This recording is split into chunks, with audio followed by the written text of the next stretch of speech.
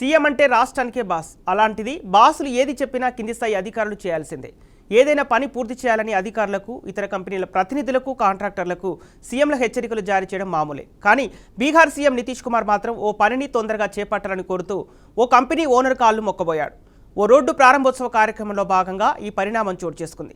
ఇక వివరాల్లోకి వెళ్తే పాట్నాలో ట్రాఫిక్ను సులభతరం చేసే జేపీ గంగా పాత్వే ఫేజ్ 3 ప్రారంభోత్సవ కార్యక్రమంలో నితీష్ పాల్గొన్నారు.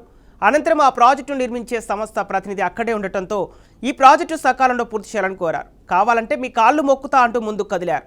ఆ ప్రతినిధి అడ్డు చెప్పడంతో మరింత ముందుకు వెళ్లినా నితీష్ ఆయన చేతులు పట్టుకున్నారు. దీంతో కంగుతిన్న ఆ సంస్థ ఓనర్ సార్ దయచేసి అలా చేయొద్దు అంటూ వెళ్లిపోయాడు.